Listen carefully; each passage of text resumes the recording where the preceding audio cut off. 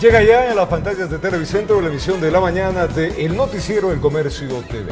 Muy buenos días con todos nuestros amigos televidentes que nos acompañan a esta hora para estar muy bien informados con todo el acontecer nacional e internacional. Bueno, hoy día hay mucho para hablarles, así que invitados, que desayunen rico, que compartan con los suyos y que el día sobre todo sea brillante. A ponerle buena energía a mitad de semana. Para que los 2 días que sobran. Claro. Además que viene feriado. Claro, así pues. Claro, el viernes es feriado. O sea, estamos antesala del feriado. A propósito, cuánta buena energía que ya tiene el viernes para descansar. Nosotros viernes. No, pero los demás sí. Sí, nosotros laboramos, nosotros descansamos trabajando. Exactamente. Así que bueno, ponerle esa sonrisa que necesitamos para empezar el día. Que tenga un excelente día, amigo televidente. Vamos a empezar contándole que el exdirector del SECOF, René Tamayo, en su testimonio anticipado reveló que varios asambleístas, incluyendo Eliseo Azuero, le solicitaron favores en contrataciones. Tamayo es uno de los 19 procesados por la fallida construcción del Hospital de Pedernales. La audiencia se desarrolló en la Corte Nacional de Justicia y es que hasta allí llegó René Tamayo, exdirector del Servicio de Contratación de Obras SECOP, a rendir su testimonio anticipado. Aquí dijo que hasta el 2016 trabajó en una empresa cementera. Luego, durante 2 años, aseguró que buscó una plaza de trabajo para completar su tiempo de jubilación y que de manera casual se encontró con Eliseo Azuero. Le envió su hoja de vida y en agosto del 2019 recibió una llamada donde se le informaba que había sido seleccionado para ser director del SECOF. A la semana siguiente señala: me reuní con él y me indicó que era necesario buscar espacios de trabajo para la gente del bloque. Uno de esos pedidos fue separar al subdirector de la institución y me hicieron llegar la carpeta de Jorge Jalil. En cuanto a la construcción del Hospital de Pedernales, sostuvo que Jorge Jalil, también investigado, tenía todo el respaldo para firmar el contrato. Él estuvo frente a dicho contrato y prácticamente pactó una coima, acto que no conocí. Y negó haber sido partícipe de las presuntas irregularidades. No me he beneficiado de un solo centavo y no he sido parte de este esquema de corrupción. Asimismo, detalló que mantuvo conversaciones con el ex asambleísta Eliseo Azuero y otros legisladores de la bancada de Integración Nacional Badi. Sobre Azuero dijo: yo me había comprometido con el asambleísta a brindar espacios de trabajo que no había podido cumplir. En diciembre del 2019 me llamó a discutir sobre el tema. Estaba molesto. Ahí me indicó que el asesor del asambleísta Daniel Mendoza me iba a entregar una maleta para él. Le entregué la maleta íntegra al asambleísta. Además, detalla: tuve una llamada del asambleísta Franco Romero donde me solicitaba un arreglo de unos centros de salud de su provincia. Me recomendó a un ingeniero de la cual acepté. Pero no únicamente habría mantenido conversaciones con ellos, sino con más legisladores. En el testimonio también aparece Washington Paredes, de quien dice le pidió ayuda para el arreglo de un tramo de una pista atlética. Y sobre Freddy Alarcón: también me visitó y me dejó una carpeta que cumplía con un perfil profesional para su provincia.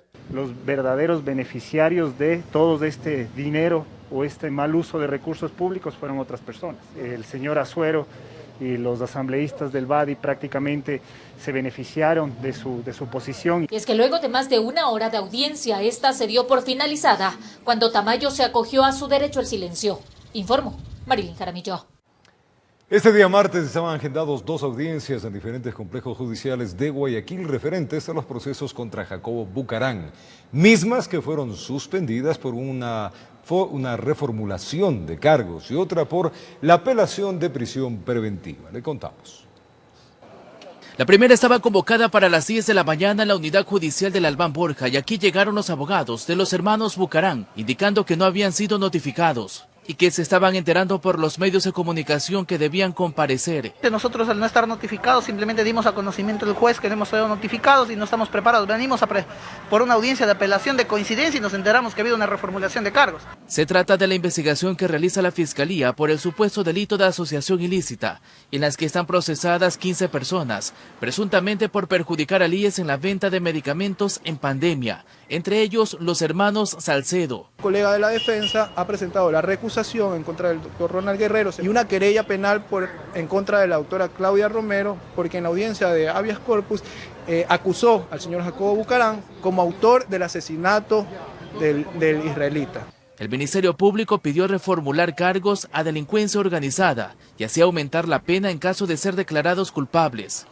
Esta finalmente se instaló con defensores públicos. Sin embargo, vemos una postura del juez que simplemente porque sí la va a instalar, a petición de la Fiscalía. Entonces, sin ningún tipo de argumento ni motivación alguna.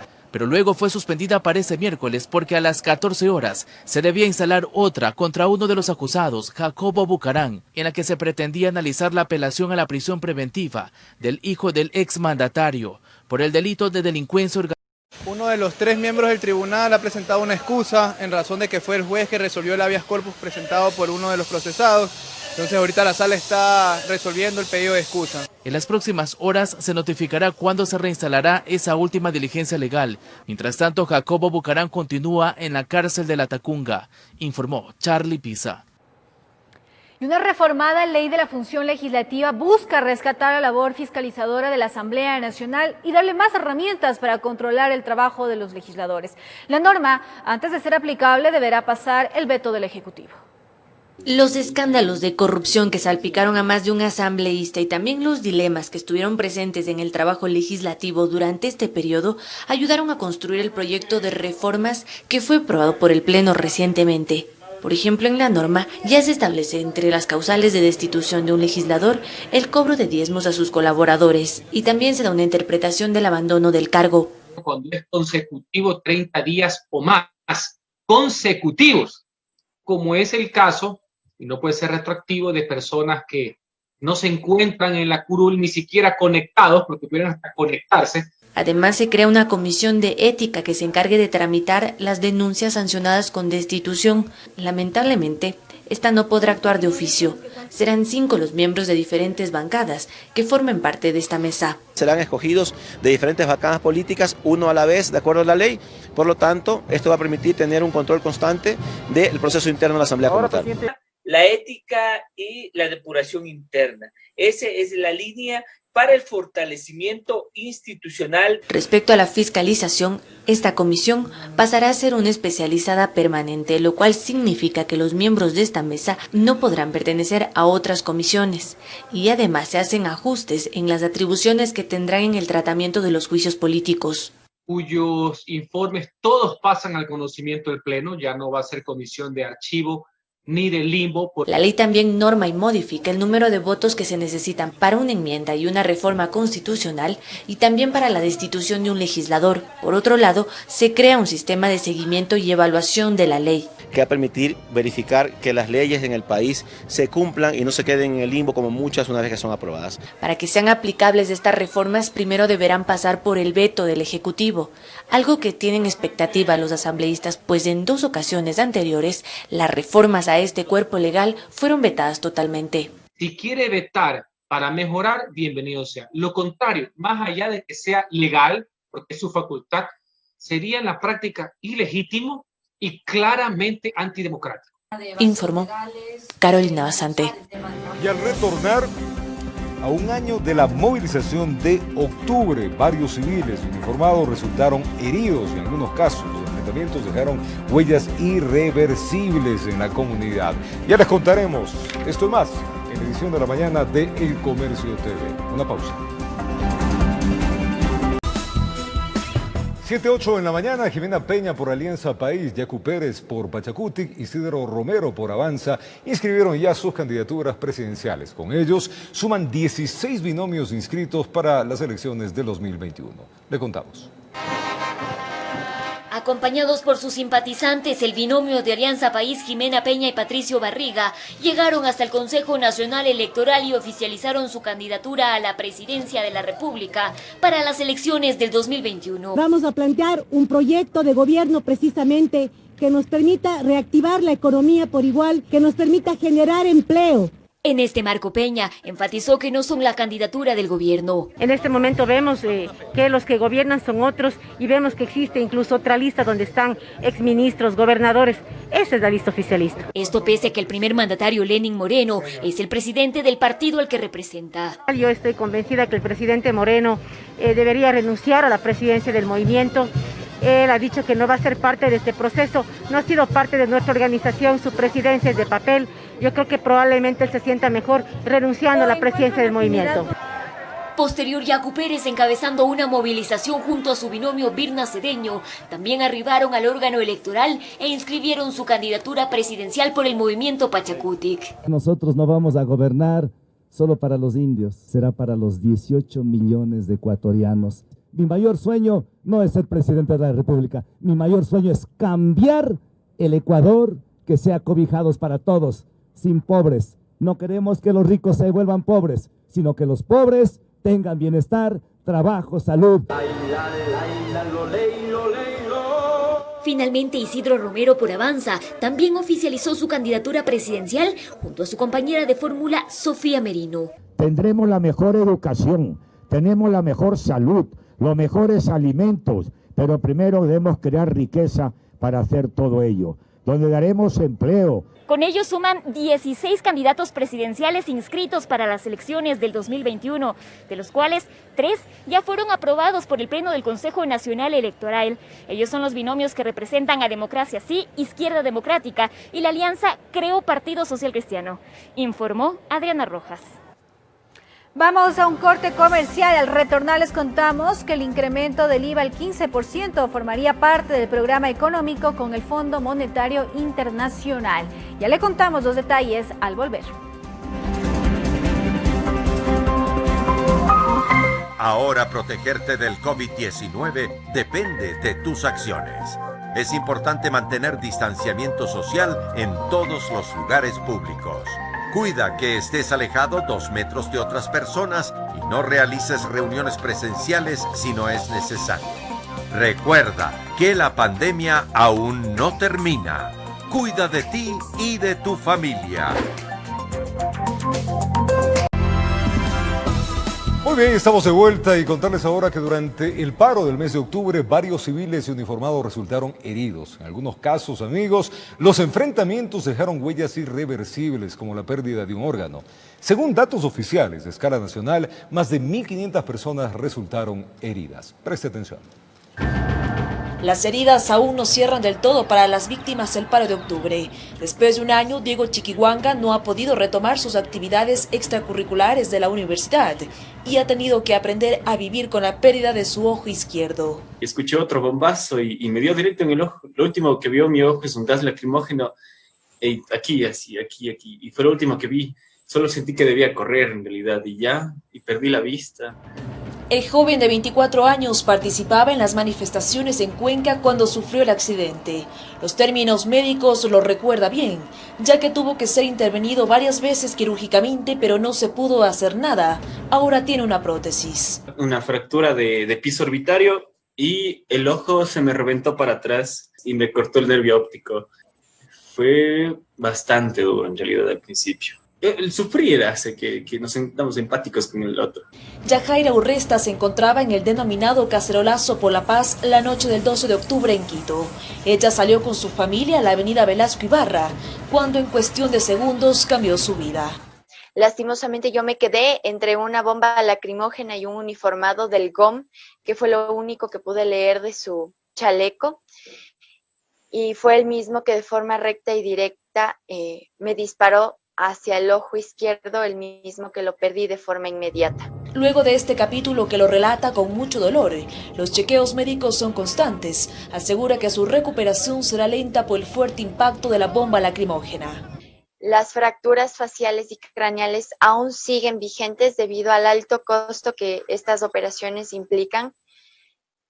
Tengo que seguir con un constante chequeo médico porque la prótesis que yo llevo simplemente es una prótesis temporal. Del otro lado de la moneda, uniformados también resultaron heridos.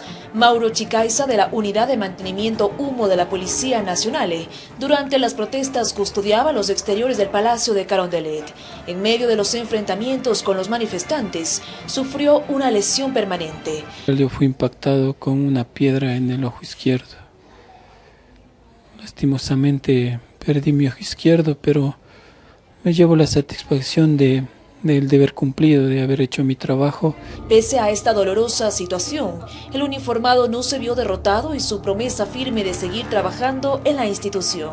Tal vez ya no pueda hacer algunas cosas, pero yo me siento motivado, me gusta mi trabajo y quiero seguir haciéndolo. Las víctimas piden justicia y una reparación integral. De cualquier lado, son historias que marcaron la jornada de octubre. Según datos oficiales, más de 1.500 personas a escala nacional resultaron heridas, de las cuales 400 eran policías. Informó Priscila Cadena. Y sin duda, qué octubre tan complicado el que vivimos hace un año. Y justamente para hacer un balance de esto, le tenemos en nuestros estudios a la ministra de Gobierno, la ministra de la Política, a la doctora María Paula Romo. Doctora, un placer tenerla acá. Le saluda Roberto Álvarez Vandenberg. Es un gusto que nos visite y que en su agenda apretada podamos hablar de estos temas. ¿Cuáles son el balance? ¿Qué opina? ¿Qué pasó? Cuéntanos un poco de sus apreciaciones.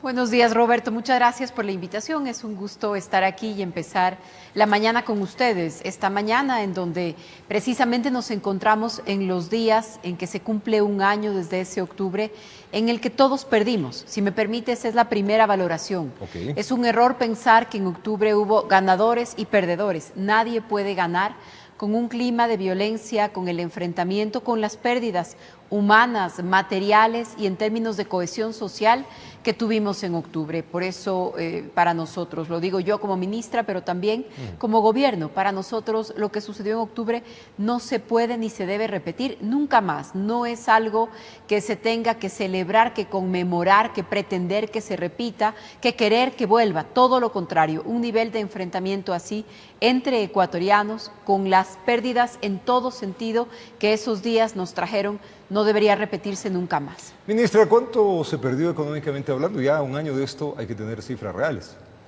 En pérdidas económicas, materiales, se calculan más de 821 millones de dólares, pero por supuesto las pérdidas humanas, las heridas, las muertes. Correcto. Y lo que esto nos significó como sociedad, Roberto, porque no es solamente la persona herida, la familia que pierde a un ser querido, sino también lo que representa como sociedad, en una sociedad que yo creo que salió de octubre más fragmentada, enfrentada, con muchos sentimientos de rechazo unos y otros que se exacerbaron en esos días. Creo que eso es difícil de cuantificar, imposible de cuantificar y probablemente mucho más costoso que las cifras de lo que fue material. Esto muchos analistas dicen que se hizo en una secuencia en varios países. Acá en el Ecuador se identificó los cabecillas, están judicializados. Tenemos ya los nombres. Han pasado un año, ministra. Sí, nosotros hemos sido muy cuidadosos en no interferir en las tareas de la Administración de Justicia. Como usted ve, ni hicimos una comisión especial, ni hemos hecho una sola cadena nacional señalando a una persona como responsable o poniendo los rostros de alguien. Hemos sido muy respetuosos de que la justicia haga su trabajo. En el ámbito de la Administración de Justicia hay varios procesos que están abiertos, que continúan, que por supuesto al cumplirse un año seguramente empezarán a pasar de etapa, a cerrarse o a encontrar responsables. Hay un solo caso en donde una persona fue sentenciada y cumplió ya su pena, que fue el caso de quien agredió a Freddy Paredes en las afueras del Ágora de la Casa de la Cultura, en ese día terrible en el que fueron secuestrados periodistas, pero también policías.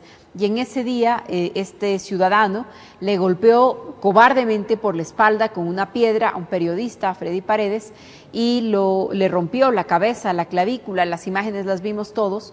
Meses después la policía logró su captura y la Administración de Justicia le dio una pena de 4 meses de cárcel. Si no me equivoco, este es el único caso que ha sido sancionado. Ministra, el país no ha superado los enfrentamientos y las divisiones. ¿Se teme un rebrote en este mes de octubre? No, de ninguna manera. No creemos que haya un escenario en donde sea posible revivir algo de lo que sucedió en octubre y permítame decirle por qué. En primer lugar, porque creo que la elección fue muy dura para todos nosotros y que estamos en un momento en donde nadie quiere parar, todos queremos trabajar, todos queremos reactivación, todos queremos volver a encontrar, a buscar y a encontrar oportunidades económicas, porque luego del grave daño de octubre tuvimos la pandemia que todavía multiplicó eso pues por 10. Así que creo que hoy en el país, si es que alguien nos habla de parar, de dejar de trabajar, de bloquear los productos o bloquear la llegada de alguien a su casa, a su trabajo, peor todavía a un hospital, creo que nadie estaría de acuerdo, nadie podría coincidir con eso. Luego, en octubre, el gran detonante fue una decisión económica, difícil, impopular, pero que había que tomarla, o al menos así lo consideramos en ese momento. Entonces, ese detonante que fue el tema de los combustibles hoy no existe, a pesar de que hay sectores que han tratado de llenarnos de mentiras, diciendo que suben los impuestos. No es cierto, ni han subido ni van a subir. Diciendo que sube el gas. No es cierto, el precio del gas se mantiene. Hay decisiones que se han tomado, pero que no se acercan para nada a estas mentiras. Así que no creemos que tampoco haya ningún detonante que se pueda tomar como una especie de pretexto, porque en octubre, si bien hubo una cantidad de gente que salió, que protestó, que no estuvo de acuerdo con una decisión económica, también es cierto que hubo los que se escondieron detrás de la protesta, porque quien está en desacuerdo con una decisión no sale de la casa con una botella de gasolina, no sale de la casa con una bomba molotov, no entra a la Contraloría para quemarlo todo. Así que en octubre confluyeron, se mezclaron lamentablemente todas estas cosas. Hoy no creemos que eso sea una posibilidad, no va a pasar. Ministra, pero ¿cómo entender la cantidad de videos que circulan en las redes sociales? Y sobre todo uno a mí me llamó la atención, utilizando a niños y con mensajes muy, muy claros de incitar a la población a la subversión. De incitar a la violencia. Esos mensajes siempre deberían ser reprochables. Nosotros no creemos como gobierno que esa invitación a la violencia vaya a ser recibida por la población. No creemos como gobierno, además, que los niños deban ser manipulados para esto. Las diferencias políticas deberíamos tramitarlas, deberíamos tratarlas entre adultos, no mezclemos a los niños en esto. Pero además, la democracia, para los que creemos que hay que vivir en democracia, las diferencias políticas se procesan así. Y ahora nos acercamos a un momento electoral, a un periodo en donde vamos a poder decidir todos los ecuatorianos quiénes queremos que nos representen. Y si alguien quiere ir a la asamblea, pues puede llegar a través de las elecciones y no incendiando Quito. Y hablando de incendios, recordemos que hace un año, ya en el Boulevard del 24 de mayo, se incendió de una manera espantosa la UPC. A un año de esto, por fin lo vamos a recuperar en una zona donde hay demasiada delincuencia en Quito. Así es, estamos viendo ahora mismo las imágenes, gracias por compartirlas. La VC 24 de mayo, un lugar emblemático, además importante, porque ahí se concentra la policía no solo para responder las emergencias de esta zona de Quito, sino también con oficinas de la Policía Judicial, de DINAPEN, para atender a las personas. Está en un edificio, si usted se fija, sí, claro, está en la mitad de un condominio, es decir, a los lados, ahí teníamos personas, ahí hay personas que viven en sus departamentos. Y fue lo que hicieron los manifestantes ese día, hoy se cumple efectivamente un año, fue prender un patrullero, fue prenderle fuego a un patrullero y luego dejar ese patrullero dentro de la VC, poniendo en riesgo no solamente a los policías, sino a todos los vecinos de la zona, a quienes tienen ahí sus casas, probablemente producto de su trabajo de muchos años, pues prendieron ahí un patrullero y metieron el patrullero en llamas dentro de esa unidad de vigilancia comunitaria. Hoy está completamente reparada gracias a un trabajo conjunto entre el gobierno, el municipio de Quito, los constructores positivos, que son empresas privadas de construcción que han sido un gran apoyo también, y queremos dar el mensaje de que al lado o frente o en lugar de la destrucción también se puede construir y también se puede sumar, y que en lugar de la violencia podemos trabajar en equipo. Vamos a dejar el patrullero, ese patrullero incendiado, ese patrullero carbonizado dentro de la VC como un símbolo y como un recuerdo, porque ha pasado apenas un año, pero algunos sectores se empeñan en contar solo un lado de la historia y olvidan la violencia desatada en esos días. Que nunca más pase esta violencia, ministra, que ojalá todos recordemos esas horas ingratas que vivimos y con miedo, algo que los ecuatorianos hace mucho rato no lo sentían en las calles. Ministra, va a enfrentar un juicio por esto mismo, ¿no? ¿Cómo está este tema? Así es, Roberto, en los próximos días o semanas empezará a tramitarse en la Asamblea Nacional mi cuarto juicio político relacionado a octubre. Los 3 anteriores terminaron el año pasado, la Comisión de Fiscalización en su momento se pronunció 9 votos a favor de archivar el juicio, 2 votos a pasarlo al Pleno, a favor de pasarlo al Pleno. y los legisladores que en ese momento ni siquiera asistieron al juicio político, pues volvieron a ponerlo. Y en las próximas semanas regresaré a la Asamblea Nacional en lo que será probablemente mi comparecencia número 40 para volver a explicar cuáles son las decisiones que tomé en octubre del año pasado como ministra de Gobierno. Esa era mi responsabilidad en ese momento. Tuvimos una crisis política y una crisis de seguridad muy grave. Mi responsabilidad y la de la policía era evitar que esto sea peor.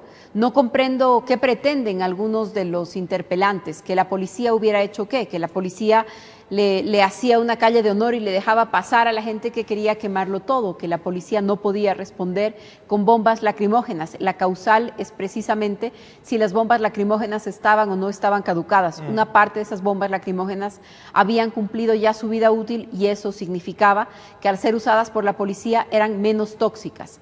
Pero policía que salió sin armas de dotación, porque siempre tratamos esto como un desorden, como un tema de orden público, policía que no estaba armada, ¿qué tenía?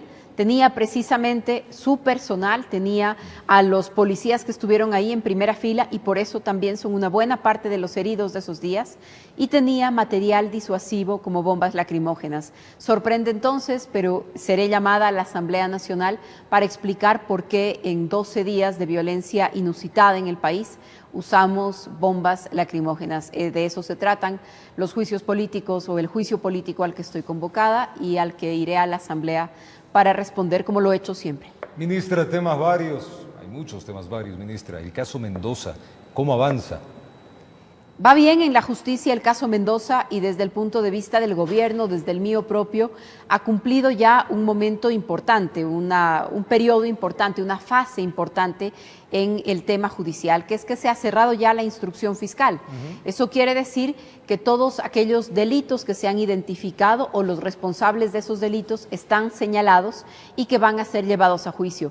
Cuando se culmina esta fase ya nosotros podemos volver, retomar y también decirle a la ciudadanía, ahí está, en primer lugar, que este caso que yo denuncié era cierto, que este caso que logramos investigar por esta denuncia que inició en marzo de este año, finalmente la policía, luego la fiscalía, luego los jueces obtuvieron las evidencias necesarias y hemos logrado, creo yo, que se envíe un mensaje de que una persona, aunque tenga poder, aunque sea legislador, aunque esté en una comisión importante o en 2, 3 comisiones importantes en la Asamblea Nacional, tiene que hacerse cargo de sus actos y que a pesar de que ha pretendido durante todos estos meses, como una venganza por mi denuncia, tratar de involucrarme en sus cosas, no ha podido y no podrá porque no he cometido ninguna ilegalidad y el tiempo, como yo lo dije en su momento, tiempo al tiempo, el tiempo ha permitido esclarecer las cosas. Incluso uno de los procesados, contratista de la obra del Hospital de Pedernales, ha confirmado ante los jueces, ante la Fiscalía, que de lo que él escuchaba del equipo de Mendoza, ellos pretendían incluso buscar asambleístas, conseguir recursos, buscar asambleístas para poder sacarme del Ministerio de Gobierno. Como lo he dicho y lo repito, yo estoy orgullosa de ser incómoda para la gente que trata de hacer negocios en el sector público. ¿Por qué el ex asambleísta Mendoza le sigue involucrando? Aquí en el tema, en su testimonio adelantado, dice que con el voto de él, vamos a resumirlo rápido, le salvó la cabeza del anterior juicio político y que se despedía a cambio que se designe a Tito Nilton para un cargo público. ¿Qué nos dice al respecto? ¿Por qué hay tanto afán del ex asambleísta? No sé si a Mendoza le falla la memoria o le fallan los números, pero como lo comentaba hace un momento, el año pasado, cuando fui llamada a 3 juicios políticos a los que mis interpelantes ni siquiera asistieron, en ese momento la Comisión de Fiscalización votó de la siguiente manera. 9 legisladores votaron para que se archive el juicio político dentro de la comisión. 2 legisladores votaron para que el juicio vaya al Pleno y un legislador se abstuvo de pronunciarse, no votó ni a favor ni en contra. Si es que el asambleísta entonces, asambleísta Mendoza, habría votado para que mi juicio pase al Pleno, entonces eran 8 votos porque no pase y 3 votos para que pase. De ninguna manera eso representa un voto dirimente, ni tampoco eso significa que su posición fue decisiva en este juicio. Es parte de lo que él ha tratado de tergiversar, pero la justicia está haciendo su trabajo, está valorando exactamente la credibilidad que esas afirmaciones merecen. Aún así, quiero también recalcar algo. no se ha atrevido, porque no puede, decir que yo he estado involucrada en alguna irregularidad. Puede decir que conversaba conmigo como lo hago con todos los legisladores y con muchos políticos en el país, porque ese es mi trabajo. Puede decir que coordinábamos temas relacionados al legislativo, por supuesto. Puede decir que hablábamos sobre perfiles de designación, por supuesto. Pero una vez que una persona es designada por cualquier motivo, con cualquier antecedente, lo que haga como adultos es su responsabilidad, y así es como está sucediendo en este proceso judicial. Si alguien ha cometido algún delito, tiene que asumirlo, y eso es lo que todos esperamos. Ministra, vamos a los otros casos, porque hay varios. Corrupción, hospitales, eso también avanza. Sí, también avanzan en la justicia estos temas, ya están en manos de la justicia. Como ustedes recuerdan, en los días difíciles de la pandemia conformamos entre Policía Nacional y Fiscalía General del Estado una fuerza de tarea. Esa fuerza de tarea ha tenido resultados importantes y en este momento ya es la Fiscalía la que impulsa los procesos judiciales.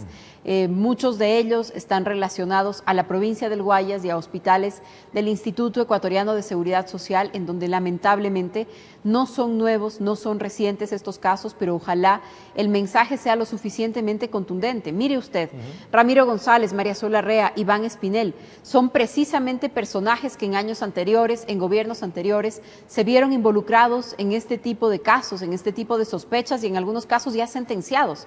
Pero aún así hay quienes persisten en cometer delitos, en actuar de manera irregular.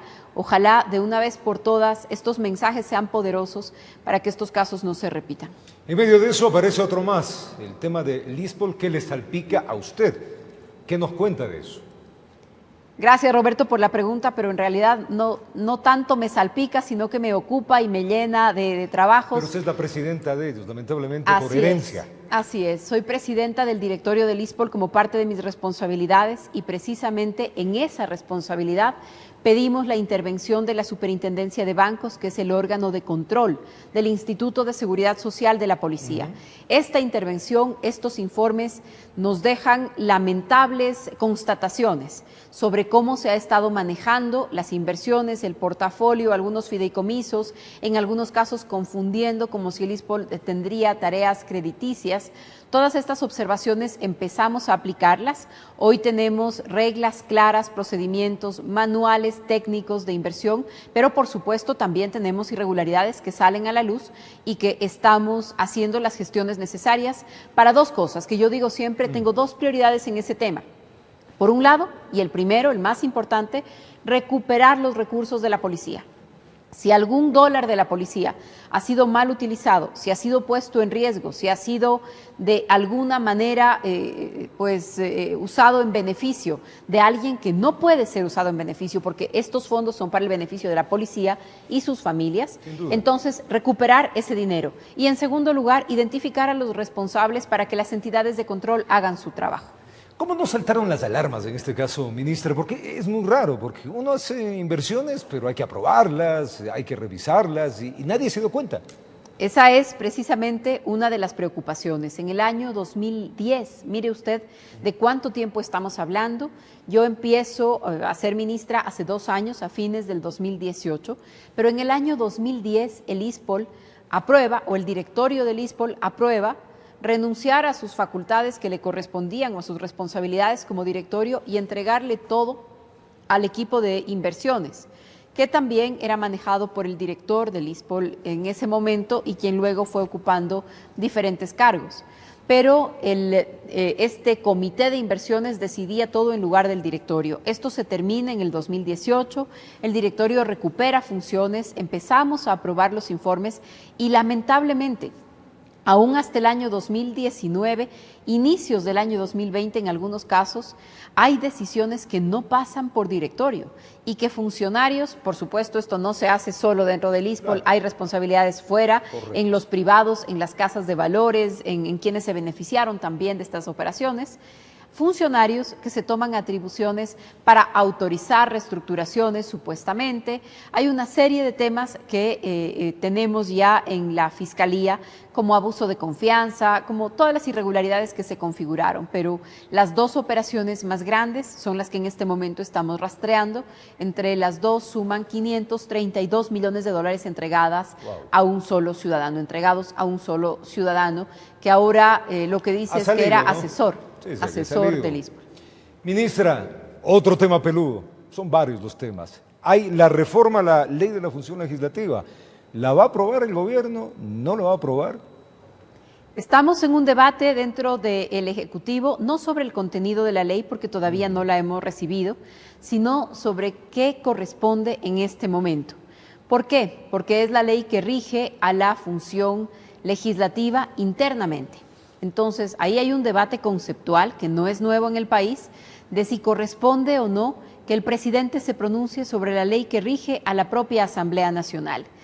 La Corte Constitucional, en su momento una corte que obedecía, yo diría, casi sin cuestionamientos al anterior gobierno, incluso la Corte Constitucional se pronunció facultando al Ejecutivo a que vete este tipo de ley. Así que hay un debate ahí, no me refiero todavía al contenido de la ley, sino a un debate.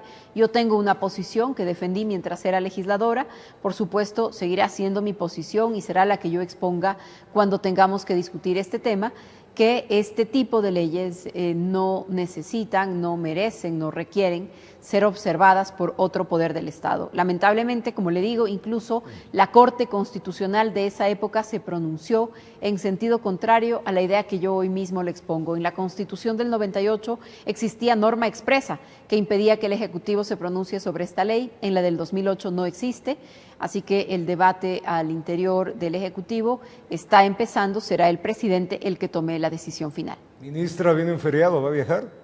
Viene el feriado, voy a viajar. Primero estaré en la ciudad de Guayaquil desde esta tarde porque el presidente Moreno ha convocado a gabinete el día de mañana en la ciudad de Guayaquil. Así que sí estaremos en Guayaquil en los próximos días. Bioseguridad, normas, el COVID-19, ¿qué les dice a la población? Tenemos que seguirnos cuidando, no ha terminado la emergencia, creemos que lo peor ya ha terminado, que el momento más duro, el más grave, el más delicado ya pasó, pero todavía el virus y el riesgo de salud va a estar entre nosotros por mucho tiempo más. Ustedes saben que desde el inicio de la pandemia hemos estado discutiendo, pendientes de las noticias sobre el tema de las vacunas. Todavía no existe una vacuna, todavía no existe una cura. Lo que existen son medidas para cuidarnos y evitar contagios y medidas para atender a las personas que se contagian. Entonces, lo primero, lo más importante, está literalmente en nuestras manos. Lavarnos las manos, evitar contactos con superficies, desinfectar superficies, usar mascarilla, eso es lo que nos va a cuidar, pero tenemos que seguir con nuestras actividades, incluidas las que usted ahora mismo preguntaba, las del feriado. Hay muchas opciones para de entretenimiento al aire libre, para el tiempo al aire libre, mientras más abiertos estén los lugares mejor. Hay que evitar las aglomeraciones, hay que evitar los lugares cerrados, así que es muy importante que sigamos cuidándonos, pero al mismo tiempo tenemos que lograr un equilibrio con nuestras actividades y con la reactivación económica. Ministra, trate de descansar también, agradecerle por estar acá, por contarnos extensamente todo lo que se está realizando, recordar este fatídico mes de octubre del año 2019, pero sobre todas las cosas, buscar que las leyes y el país salga adelante. Gracias, Roberto. Un gusto acompañarles y hablar en realidad de esta cantidad de temas que tenemos pendientes. Mil gracias. Gracias, ministra. La ministra de la Política, la ministra de Gobierno, María Paula Romo, acá en los estudios de Televicentro. Una pausa. Ya venimos.